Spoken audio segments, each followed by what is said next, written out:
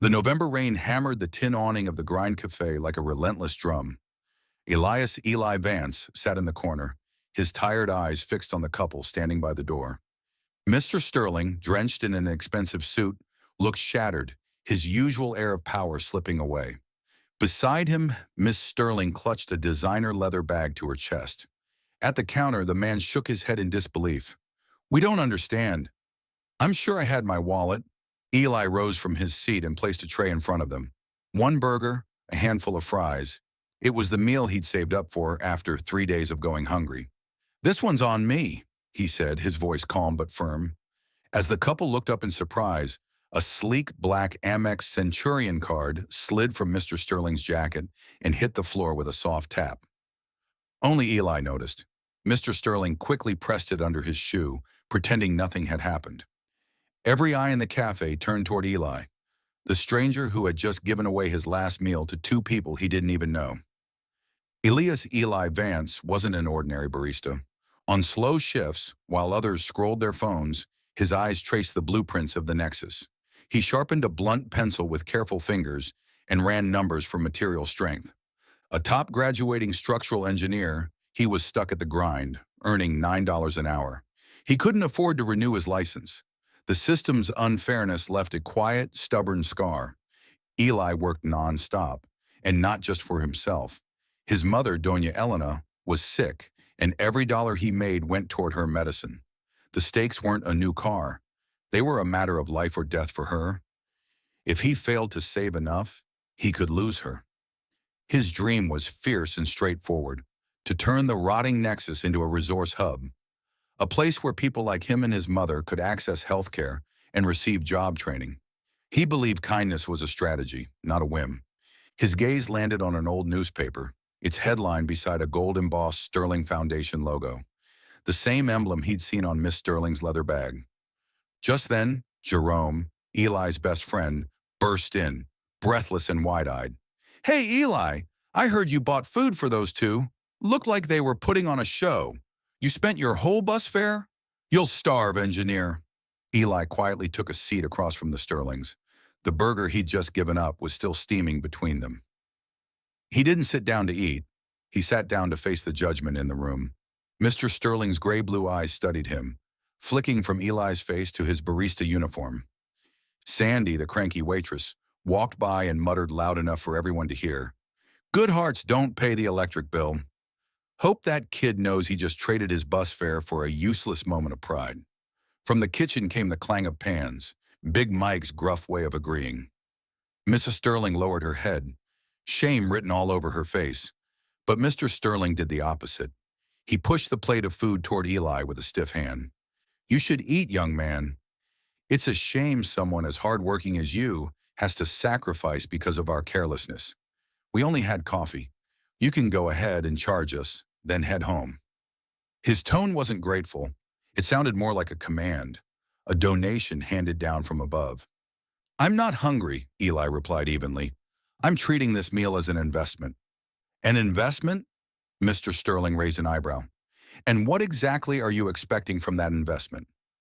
A thank you? A better job? I should be clear, I don't hire coffee makers." Just as the tension peaked, Mr. Sterling changed the subject. "All right then. By the way, you seem to know the neighborhood. What's your take on that old Nexus building?" Despite the hunger and humiliation, Eli's mind switched instantly into engineer mode. He met the man's gaze, realizing this wasn't a casual question. "The Nexus building, sir. That's this district's most valuable forgotten asset. Based on my calculations, if the foundation, drainage, and structural integrity are properly handled, it could become the perfect site for a resource center." He went on to outline a comprehensive architectural and social plan. The first floor should be a low-cost medical clinic. People have to travel 12 miles for care. The second floor could be a computer lab and job training area, since digital illiteracy here is 41%. Ms. Sterling gripped her leather case tightly, the gold-embossed logo shimmering under the fluorescent light. Mr. Sterling stayed silent now, no longer condescending, but focused, intrigued. "You seem passionate about structures," he said. "Are you some kind of social activist?" "I'm a structural engineer," Eli answered, emphasizing the title. waiting until I can afford to renew my license. Miss Sterling gasped softly and spoke in flawless Spanish, her face full of surprise. El chico sabe de lo que habla, Harold. The boy knows what he's talking about, Harold. Eli froze. A linguist fluent in 4 languages, he caught every word. She had revealed more than she intended, and so had he. In that small cafe, both of them sat exposed, unaware that each had just seen through the other's disguise. As Eli felt the tension rise, Sandy, the waitress, returned. She couldn't care less about talk of structure or vision, only the unpaid bill. She dropped the $4.50 coffee check on the table with a heavy thud. "Sorry, Mr. Sterling," she said flatly. "Big Mike asked me to remind you that we don't take collateral." Her eyes flicked to the vintage gold watch on his wrist. "House rules are clear." "And honestly," she added, glancing at Eli with a sharp, pitying smirk, "let the kid fend for himself. He's been working here for 6 months, keeps his head down, and never complains. Don't use his kindness to clean up your mess." Sandy spoke for all those who saw kindness as weakness. Her words pinned Eli in the worst possible position. He wasn't just helping this couple, he was defying cafe policy in the quiet judgment of the small world he lived in. Mr. Sterling's patience snapped. His anger wasn't the frustration of a stranded man. It was the fury of someone used to being obeyed. "You have no idea who you're talking to, young lady." "Oh, I know exactly who," Sandy shot back. "The couple who rolled up in a broken Mercedes but can't pay for 2 coffees. If you're that powerful, why didn't you just call your driver?" She turned toward Big Mike, who stood behind the counter, arms crossed, watching. Big Mike finally stepped forward, voice low and cold. "Eli, get back to your station. You've done enough. I'll handle this." His eyes moved to the Sterlings. "This is a working-class block. We don't keep anyone here who can't pay. The kid's betting his meal and his bus fare, what he needs to make it through another night shift. That's not your burden to carry." Mr. Sterling turned to Eli, his gaze sharp and probing. "Looks like the waitress and your boss both think you're a fool, Eli. Are you sure you don't want to retract your offer? You've got nothing to prove here. This kind of sacrifice, it's meaningless." Eli felt the emptiness in his stomach tighten. He pictured his mother, Doña Elena, coughing in their damp little house. If he had to walk home, he wouldn't have enough left for her pain medicine. He stood at the edge between kindness and survival, crushed by pressure and humiliation. Then his mother's voice echoed in his mind. "Kindness is the only thing that multiplies when you give it away, my son." Eli lifted his head, calm and resolute. "Sir, I'm doing what I believe is right. This meal is yours, and I'll walk home." He rose, pulling back his chair, and motioned for Mr. Sterling to take the plate. As he turned to leave, he caught a flicker of light from Ms. Sterling's bag. The leather case was slightly open, and inside she was quietly adjusting a small digital recorder disguised among her folders. It wasn't a portfolio at all. It was a sophisticated recording device. Eli closed his eyes for a brief second. He was right. None of this was a coincidence. He wasn't just being tested, he was being recorded. Every action, every word, every flicker of emotion. The real fight was about to begin. The rain outside had eased, but the air inside the cafe felt thick with unease. Mr. Sterling stood up and motioned to his wife. "That's enough, Margaret. Thanks for the coffee and the young man's little performance. Let's go." "Mr. Sterling," Big Mike's voice cut through the room, uncharacteristically careful and steady. He stepped out from behind the counter, holding a crumpled napkin Eli had used for notes. "I just got a call," he said, locking eyes with Mr. Sterling. "Pete, the mechanic. Your car's been towed, and he sent me a payment receipt." Mike laid the facts on the counter where everyone could see it. The print was clear. Payment for emergency towing and diagnostics, $850. Method, American Express. Status, paid. Mr. Sterling frowned, keeping his composure. "Well, good then. I appreciate your help." "Not exactly good, sir," Mike said, lowering his voice. "Pete mentioned that the Amex used was black, and he checked the car. The Mercedes didn't have an engine problem. The battery had been deliberately disconnected, like someone wanted it to stop on purpose." The cafe went silent. Every gaze turned toward Mr. Sterling, who stood frozen. Eli's hands clenched at his sides. This was proof. They'd staged the whole thing. The black centurion card he'd seen under the chair wasn't his imagination, and the lost wallet story had been nothing but theater. Miss Sterling quickly regained her calm. She placed a hand over her husband's and smiled with polished grace. "Oh, I remember now, Harold. That must have been the secondary card. I paid Pete myself. Silly me. We still don't have any cash for the coffee, but we'll come back later." Eli had the perfect moment to call them out. He could have said, "What about the recorder in your briefcase?" Or "Why did you ask about the Nexus building's structural integrity?" But he didn't. His training as both an engineer and a linguist told him the test wasn't over. Exposing them now would only allow them to play the victim and vanish. He needed to know what they were really after.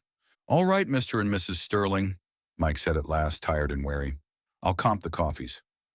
But please, don't come back here bothering my staff again."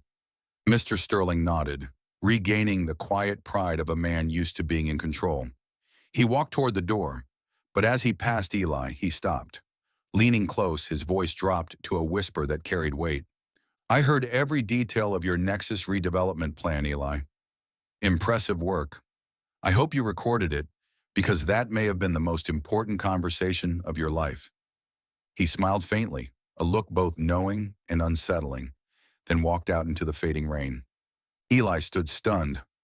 Mike rubbed his forehead in exhaustion, while Sandy froze mid-wipe, her expression one of confusion. "Candidate assessment. That's what he said on the phone," she blurted out. "When I called Pete, I heard another man talking to Mr. Sterling. He mentioned foundation protocols and candidate assessment. That's why the car battery was disconnected." The cafe fell into total silence. The realization hit them all at once. Mike straightened, his eyes wide as he turned toward the door. Then, in a low, grim voice, he said the words that made Eli's stomach drop. "This wasn't about a meal, Eli. This truth will either make you a millionaire or mark you for life." Eli didn't walk home that night. He caught the last bus, his mind cold and precise. An engineer dissecting a complex problem. He knew Mr. Sterling wouldn't stay quiet. Sure enough, the next morning, the principal of his old high school, Mr. Martinez, called him in. Waiting inside the office were Mr. and Ms. Sterling, no longer the soaked, desperate couple from the cafe, but polished power incarnate. Mr. Sterling wore a tailored suit. Ms. Sterling's blazer looked pressed to perfection.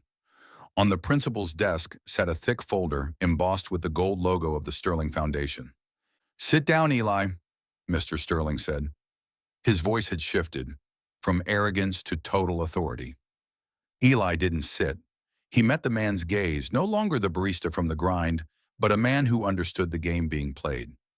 "I think I can save you some time," Eli began, his tone calm enough to make Principal Martinez swallow hard. "This is a candidate assessment, recorded and documented, designed to test my integrity under pressure by forcing me to choose between my own hunger and helping strangers." I passed. Mr. Sterling froze. His gray-blue eyes widened. Ms. Sterling's hand tightened around her leather case, revealing a tiny red light blinking inside, the recorder still running.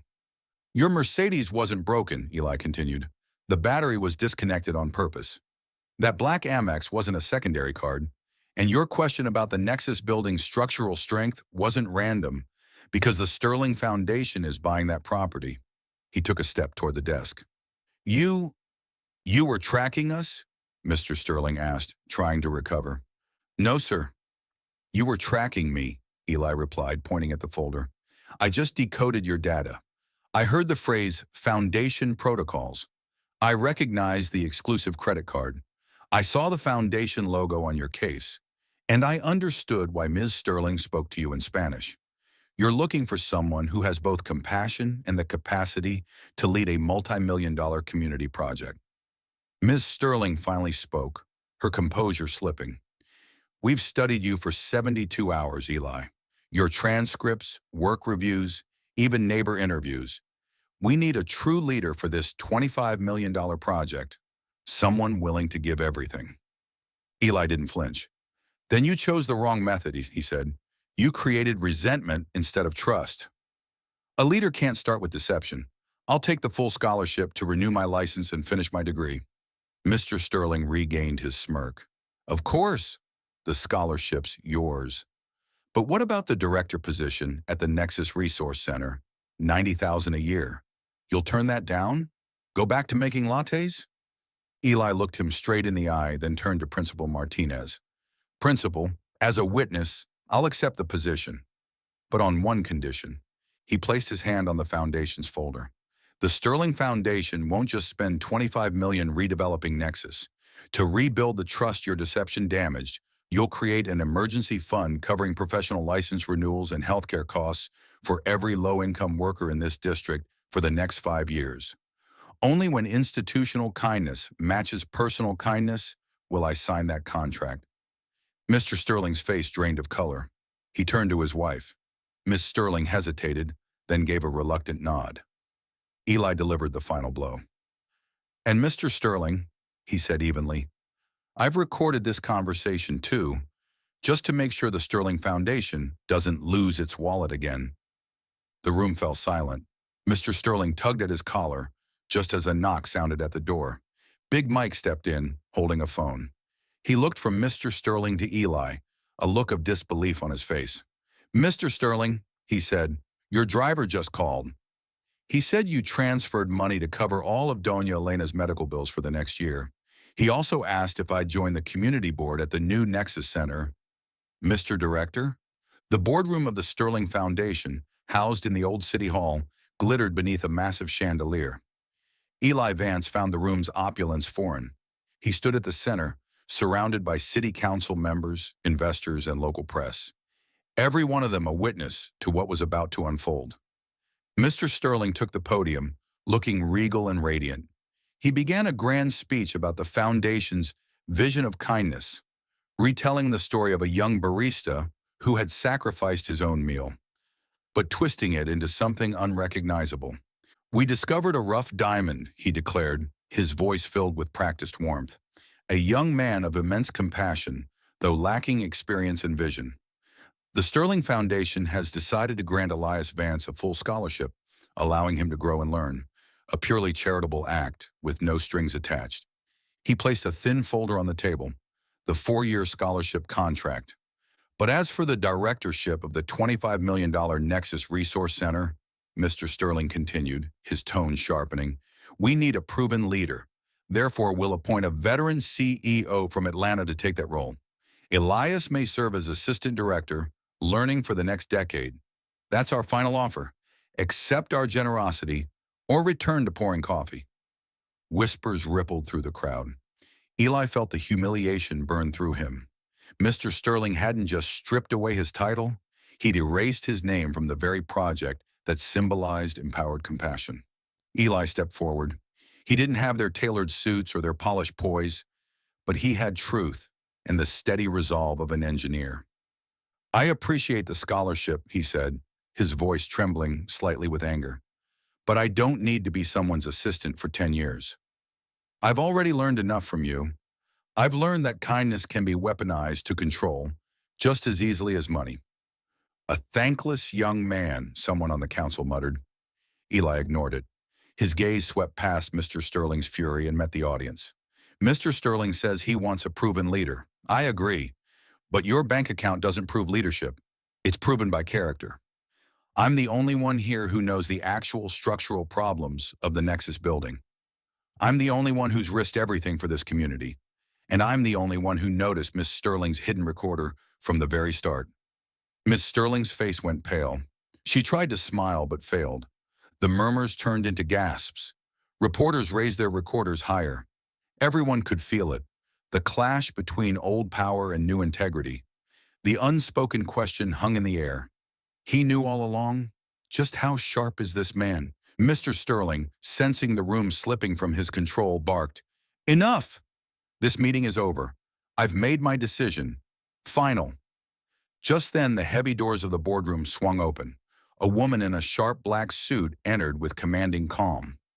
It was Vivian Hayes, vice president of the Sterling Foundation, known as Sterling's right hand, but also his most vocal advocate for transparency. Without a word, she walked straight to the table, setting down a small USB drive.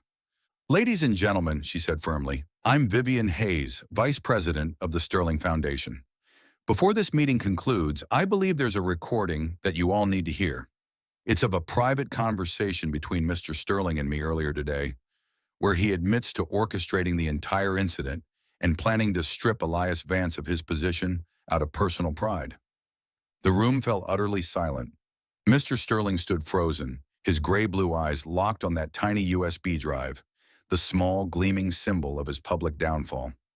Vice President Vivian Hayes didn't look at Mr. Sterling. She inserted the USB drive into the computer, and a soft chime echoed through the breathless boardroom. She pressed play. Mr. Sterling's voice filled the room, clear, confident, and utterly unrepentant. "I'm keeping the director's seat.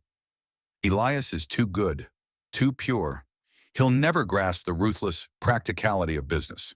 And letting him put his name on the center? That would disgrace the Sterling legacy." The room erupted. Angry whispers spread like wildfire, punctuated by the rapid clicks of cameras. The deception wasn't just about staging a meal. It was an attempt to destroy a man whose integrity couldn't be controlled. Eli stepped forward, placing his hand on the heavy oak table. "Mr. Sterling says I lack experience and vision," he said, his voice ringing steady and strong. I accepted that challenge. But there's one question Mr. Sterling never dared to ask the first time we met: the price of arrogance. He turned toward the audience, holding up the crumpled napkin where he'd first written his Nexus strategy. "I never asked for money. I asked for systemic change. I requested that the Sterling Foundation establish an emergency fund to cover license renewals and medical expenses for low-income workers." Mr. Sterling agreed to that. He signed the commitment himself when he thought I'd work under him. That signature is proof that he was willing to buy control with charity. Mrs. Hayes projected the signed agreement Eli had forced Mr. Sterling to make in the principal's office. With both the recording and the legal contract exposed, Mr. Sterling's career and reputation crumbled in real time. He stood motionless. The steel gray eyes that once commanded a room now looked hollow. His hand went to his collar before he sank into his chair, pale and trembling, unable to defend himself. Ms. Sterling covered her face, shielding herself from the glare of public shame. Reporters swarmed, not around Mr. Sterling, but around Eli Vance. With full authority, Mrs. Hayes spoke. "As vice president of the Sterling Foundation and a member of this board, I formally apologize to Elias Vance and this community for the deception. The foundation will honor his commitments. From this moment on, Elias Vance is no longer a candidate or assistant. He is the executive director of the Elias Vance Resource Center." Eli turned to Mr. Sterling. There was no need to humiliate him further. "Mr. Sterling," he said gently yet firmly, "you taught me something. That kindness without wisdom and power gets crushed. But allow me to teach you something in return. Leadership isn't about testing people. Leadership is about empowering them." He looked toward Mrs. Hayes. "I accept the position on one final condition. Big Mike from the Grind Cafe, who stood up for me, and my mother, Doña Elena, who taught me the meaning of kindness, will both serve on the Community Advisory Council." Justice was complete. Eli hadn't just reclaimed his title. He'd reshaped the power structure itself, ensuring the community's voice would always be heard. Applause thundered through the hall, echoing like a storm. Eli felt both light and overwhelmed. Then across the crowded room, he saw her, Doña Elena, his mother, standing tall among the witnesses. She had come to see it for herself. Her smile was radiant, the first he'd seen without pain in years. And in that moment, Eli knew he hadn't just won a position. He'd won the quiet, lifelong battle for dignity and truth. The fall of Mr. Sterling at the board meeting sent shockwaves through not only the Sterling Foundation, but the entire community. Eli didn't just become the executive director of the Elias Vance Resource Center. He was given absolute power to reshape the foundation's policies. His story came full circle with well-earned recognition. He was no longer a brilliant structural engineer trapped behind a coffee counter. He had become an architect of his community's future, proving that intelligence and integrity could shatter class barriers. Doña Elena was the quietest victor. Thanks to the year of medical payments that Big Mike had mentioned, secretly arranged by Mr. Sterling before his downfall, and later full health coverage from the new fund, her condition stabilized. She became an honorary member and a guiding voice on the Community Advisory Council, ensuring every policy reflected the real needs of working people. Big Mike, who had stood up for Eli when no one else did, joined the community board at Eli's invitation. He became the bridge between the resource center and local small businesses. Even Sandy, the waitress who once mocked Eli, had changed. She became one of the center's strongest advocates, retelling Eli's story to every customer. Later, Eli personally funded her tuition so she could study nonprofit management, and she eventually became the center's head of community relations. Mr. Sterling was forced to resign as chairman, but Ms. Sterling and Vice President Vivian Hayes saved the foundation from total collapse. Mr. Sterling retreated into quiet charity work, forever changed by his battle with Eli. Ms. Sterling, having witnessed how arrogance destroyed her husband, became a silent benefactor of Eli's new projects. Under Eli's leadership, the Elias Vance Resource Center and the Sterling Foundation launched three key reforms: turning compassion into policy, the Nexus Fund, an emergency certification and renewal fund. $10 million were allocated from Mr. Sterling's restitution and the Foundation's reserves. The goal: provide direct financial aid for professional license renewals, vocational training, and short-term education for low-income workers, engineers, nurses, electricians, and others. Its purpose was to remove the financial walls keeping talent from joining the skilled workforce. Systemic bias training, mandatory for all Sterling Foundation employees and board members. The program focused on exposing unconscious bias against class, occupation, and the value of manual labor. Its mission was to ensure that future acts of charity would empower, not test or humiliate, those they aimed to help. The Community Advisory Council, CAC, the People's Voice. 70% of its members were locals, workers, teachers, and small business owners, including Doña Elena and Big Mike. The council held veto power over any foundation project in the district, guaranteeing that every decision about the $25 million redevelopment came from the community's vision, not top-down control. 6 months later, at the groundbreaking of the Elias Vance Resource Center, Ms. Sterling didn't attend. Instead, she sent Eli a small package. Inside was the wrinkled napkin where he had first sketched his Nexus plan, now beautifully framed. Tucked beside it was a handwritten letter, not in her fluent English this time, but in Spanish. Querido Elias, dear Eli, I'm sorry for the deception. That day, when you said you treated your meal as an investment, I saw an engineer. When you spoke in Spanish, I saw a leader. I told Harold you'd already passed the test before you even gave up your meal. You gave everything and received everything in return. You're not just building a center now, you're rebuilding the pride of people like your mother. This napkin is your first blueprint. Never forget it. Eli smiled, eyes glistening. It was the most genuine apology he'd ever received. He placed the framed napkin in his office, right beside the $25 million architectural blueprint. The story of Elias Vance wasn't about buying a meal. It was about recognizing that kindness isn't naive.